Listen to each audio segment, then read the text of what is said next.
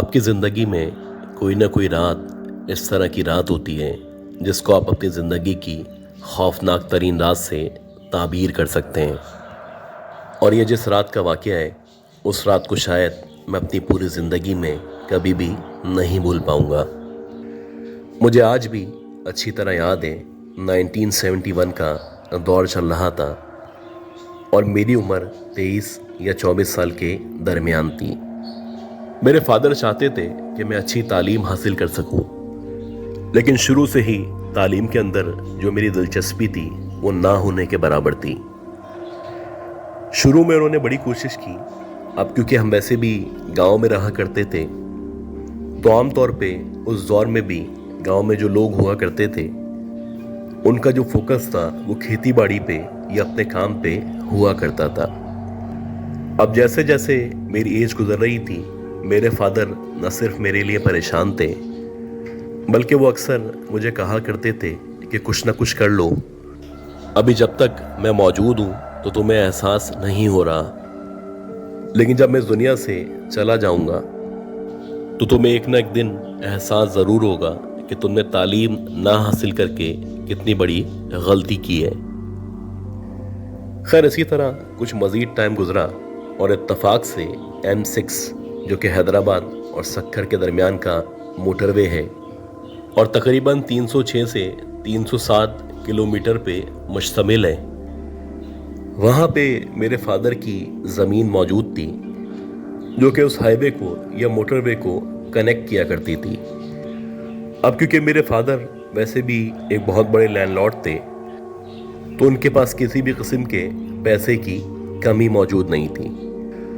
खैर मैं चाहता था कि मैं वहाँ पे यानी M6 पे मेन रोड पे एक बड़ा सा हॉस्पिटल खोल लूँ जहाँ पे ग्राउंड पे OPD हो,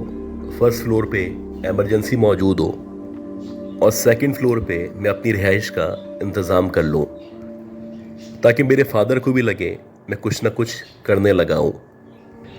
एक तरह से आप कह सकते हैं कि बिजनेस का बिजनेस होगा और नेकी की नेकी होगी। खैर ये जो मशवरा था, इस मशवरे के बाद मेरे फादर ने उस रोड पे यानी M6 पे एक अस्पताल की तामीर शुरू करवा दी।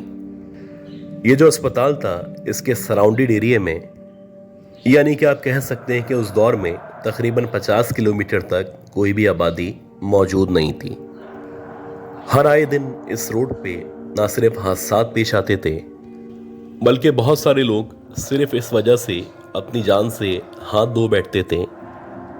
क्योंकि वहाँ पे करीब व जवार में कोई भी अस्पताल मौजूद नहीं था।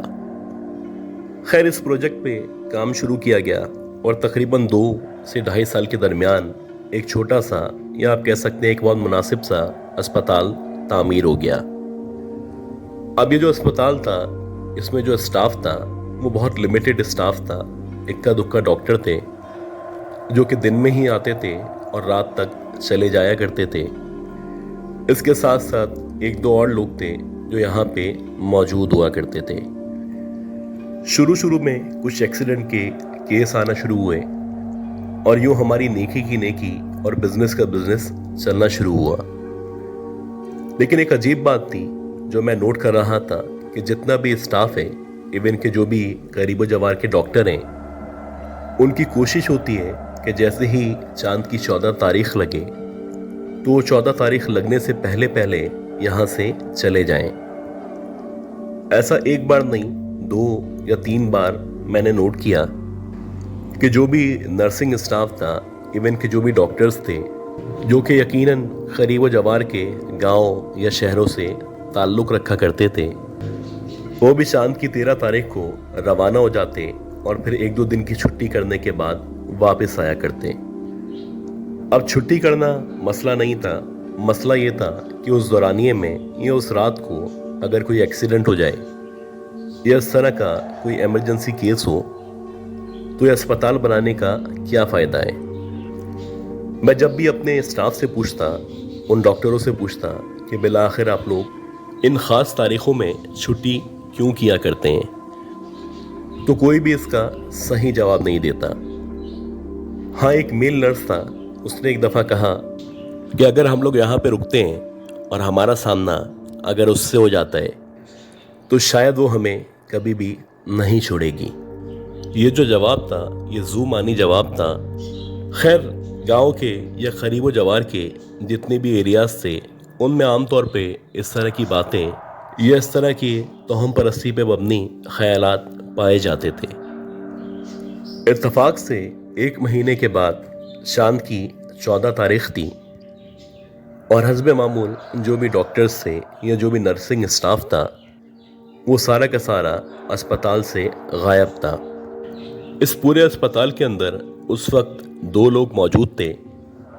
यानी कि एक सिक्योरिटी गार्ड था जो कि गेट के बाहर था और एक मैं था जो कि 2nd फ्लोर पे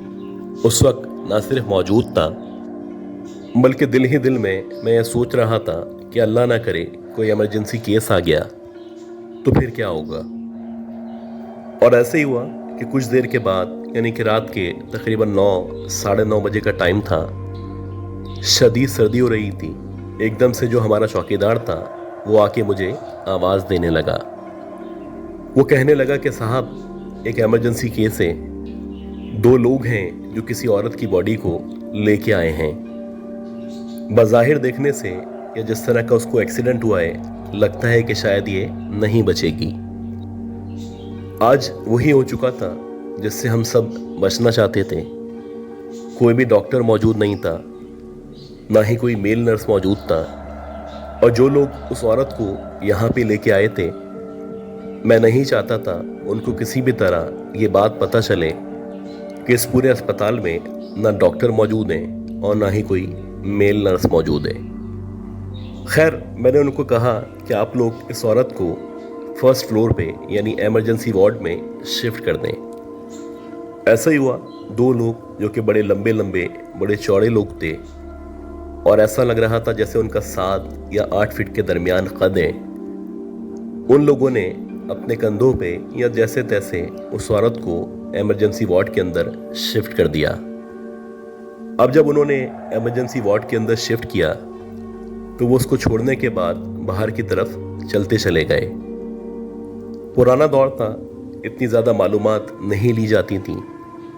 तो मुझे भी ऐसी लगा कि शायद ये लोग वहाँ से गुजर रहे होंगे और इन्होंने रास्ते में इस औरत को ज़ख्मी हालत में देखा होगा, तो ये सिर्फ इसको यहाँ पे यानी अस्पताल पहुँचाने के लिए आ गए होंगे। खैर, ये लोग तो उसको छोड़ के जा चुके थे। अब इस पूरे इमरजेंसी वार्ड के अंदर सामने यानी कि स्ट्रेचर के ऊपर वो औरत ज़ख्मी हालत में मौजूद थी और वाकई में उसके जिस्म पे कुछ इस तरह से चोट लगी थी। ऐसा लग रहा था जैसे उसका जो जिस्म है वो 2 हिस्सों में तकसीम होने वाला है। बस थोड़ी सी कोई हड्डी या थोड़ा सा जिस्म का कोई हिस्सा है जिसने उसको कनेक्ट किया हुआ है। खैर, इसके बावजूद भी अजीब बात ये थी कि वो जो औरत थी, मुसलसल उसकी आंखें खुली हुई थीं और वो मुझे देख के फरियादी निगाहों से मुझसे रिक्वेस्ट कर रही थी कि अगर हो सके तो मुझे बचा लो। तकरीबन 15 या 20 मिनट तक मैं उसकी तरफ देखता रहा, सवाए उसको दिलासा देने के या उम्मीद दिलाने के मेरे पास कोई भी ऑप्शन मौजूद नहीं था। खैर, इस दौरानी में जब मैंने उससे पूछा कि तुम्हारा एक्सीडेंट कैसे हुआ है और तुम्हारा नाम क्या है, तुम कहाँ पे रहा करती हो, तो इन तमाम सवालात के जवाब में बमुश्किल उसने कहा कि मेरा नाम सुहानी है। खैर, उसको हौसला देता रहा और इसी दौरानी में यानी आधे घंटे के अंदर अंदर एकदम से जो उसकी आंखें थीं वो ना सिर्फ बंद हो गईं बल्कि मुझे यकीन हो चला कि इस औरत की डेथ हो चुकी है। बात ये थी कि इससे पहले भी हमारे अस्पताल में इस तरह के इमरजेंसी केसेस आए थे और अक्सर वो अपनी जान से हाथ धो बैठे थे। तो एक तरह से अब ये मेरे लिए बड़ा नॉर्मल सा था कि अगर किसी एक्सीडेंट के विक्टिम की डेथ हो चुकी है तो इसमें कोई बड़ी बात नहीं है। खैर, जैसे ही मुझे यकीन हो चला कि उस लड़की की डेथ हो चुकी है तो जो भी इमरजेंसी वार्ड था उसका दरवाज़ा मैंने बंद किया। गार्ड को मैंने बता दिया कि इस औरत की डेथ हो चुकी है और मैं वापस से ऊपर यानी कि जहाँ पे मेरी रिहाइश मौजूद थी वहाँ पे चला गया और वहाँ जाके जो छोटी मोटी उर्दू मुझे पढ़नी आया करती थी, मैंने वहाँ पे जाके डाइजेस्ट या नॉवेल वगैरह पढ़ना शुरू कर दिए। तकरीबन 1 या 1.5 घंटे के बाद एकदम से मुझे ऐसा लगने लगा कि जहाँ पे मैं मौजूद हूँ उसके बाहर की तरफ, यानी कि जहाँ पे एक बहुत बड़ा सा सहन मौजूद है और उसके बाद सीढ़ियाँ मौजूद हैं, कोई एकदम से चलता हुआ मेरी तरफ बढ़ रहा है। अब मुझे शुरू में लगा कि शायद हमारा गार्ड होगा, वो ऊपर आ रहा होगा, लेकिन जब कुछ देर के बाद मुसलसल अंदर आने के बजाय वो जो भी था मुसलसल बाहर की तरफ घूमता रहा, तो फिर मैंने जो भी डाइजेस्ट वगैरह मेरे हाथ में मौजूद था उसको ना सिर्फ एक तरफ रखा, बल्कि एक तरफ रखने के बाद मैं खड़ा हुआ और मैंने सोचा कि जाके देखता हूँ आखिर कौन है जो वहाँ पे मौजूद है। अब जैसे ही मैं एकदम से खड़ा हुआ और मैंने उस तरफ बढ़ना शुरू किया, तो ऐसा लगने लगा कि जो भी वहाँ पे मौजूद था वो दोबारा से सीढ़ियों से उतरता हुआ नीचे की तरफ जाना शुरू हुआ है। हालांकि बाहर सिक्योरिटी गार्ड मौजूद था, उसके बावजूद किसी का अस्पताल के अंदर आ जाना, और ना सिर्फ आ जाना, आने के बाद मेरे साथ आंख मचोली करना, ये बड़ी अजीब सी बात थी। खैर, जैसे जैसे मैं सीढ़ियों से होता हुआ नीचे की तरफ आने लगा, तो मुझे ऐसा लगा कि जो इमरजेंसी वार्ड है वहाँ का एकदम से दरवाज़ा खुला है और बंद हुआ है। अब इस इमरजेंसी वार्ड के अंदर ऑलरेडी उस औरत की, यानी कि सुहानी की लाश मौजूद थी। तो उसके मरने के बाद दरवाजे का एकदम से खुलना और इसके बाद खुद ब खुद बंद हो जाना, ये सब कुछ इतना अजीब था कि कुछ देर तक तो मुझे समझ ही नहीं आ रहा था कि मैं इमरजेंसी वार्ड की तरफ जाऊं या ना जाऊं। खैर, मैंने हिम्मत पैदा की और उसके बाद जो इमरजेंसी वार्ड था उसकी तरफ बढ़ने लगा। जैसे जैसे मैं उस इमरजेंसी वार्ड की तरफ बढ़ रहा था, तो अब मुझे लग रहा था कि उस इमरजेंसी वार्ड के अंदर की तरफ भी कोई मुसलसल ना सिर्फ चल रहा है, बल्कि अब वो जैसे जैसे ज़मीन पे कदम रख रहा है, वैसे वैसे किसी पायल की या घुंघरुओं की आवाज़ सुनाई दे रही है। खैर, मैं जल्दी से आगे बढ़ा और आगे बढ़ने के बाद जैसे ही मैंने इमरजेंसी वार्ड का दरवाज़ा खोला, तो सबसे पहले मेरी नज़र उस स्ट्रेचर पे या सामने पड़ी। तो अब वहाँ पे, यानी उस स्ट्रेचर पे, उस औरत की ना ही बॉडी मौजूद थी और ना ही लग रहा था जैसे अभी कुछ देर पहले यहाँ पे उसको लाया गया था। लेकिन बहरहाल जब मैंने स्ट्रेचर पे मज़ीद गौर किया तो उस पे कुछ खून के निशानात मौजूद थे और ऐसा लग रहा था कि जैसे वो डेड बॉडी उसको कोई ले जा चुका है या फिर वो एकदम से जिंदा हो गई है और उसने इधर उधर मूव करना शुरू कर दिया है। सबसे पहले मैंने अपने लेफ्ट और राइट पे देखा, आगे पीछे देखा। जब मुझे लगने लगा कि इस इमरजेंसी वार्ड में वो कतन मौजूद नहीं है, तो मैं एकदम से पलटने वाला था। अब जैसे ही मैं पलटने वाला था तो मैंने अजीब चीज़ देखी। मुझे ऐसा लगा कि जो उस इमरजेंसी वार्ड की छत है, उस छत के ऊपर से कुछ खून के टुकड़े आहिस्ता आहिस्ता करके नीचे गिरना शुरू हो चुके हैं। अब जैसे ही खून के कतरे नीचे गिरना शुरू हुए, तो कुछ अजीब सवालात थे जो मेरे जहन में मौजूद थे और मैं सोच रहा था बिलाखिर ये जो खून है वो छत से क्यों का टपक रहा है। इसी दौरानिए में जब मैंने आहिस्ता आहिस्ता करके ऊपर की तरफ देखना शुरू किया, तो मैंने देखा कि सुहानी ऊपर यानी छत से उल्टी लटकी हुई है। उसके पाँव ऊपर की तरफ हैं, उसका जो सर है वो नीचे की तरफ है और उसके पूरे जिस्म से, ख़ास तौर पे उसके बालों से खून रस रहा है और नीचे टपकता चला जा रहा है। अजीब बात ये थी कि उसकी आंखें खुली हुई थीं और उसकी आंखों की जो आई बॉल्स थीं वो मुकम्मल तौर पे सफ़ेद थीं। एकदम से इतना खौफनाक मंजर देख के जैसे ही मैं पलटने वाला था, तो उसने एकदम से अपने चेहरे पे मुस्कुराहट लाते हुए कहा कि साहब, हमें बचा लो ना, हम जीना चाहते हैं। اب جیسے ہی اس نے یہ کہا تو مجھے یقین ہو چلا تھا کہ یہ جو بھی مخلوق ہے کم از کم انسان نہیں ہے۔ میں فوراً سے وہاں سے پلٹا اور جیسے تیسے جو کچھ مجھے پڑھنا آتا تھا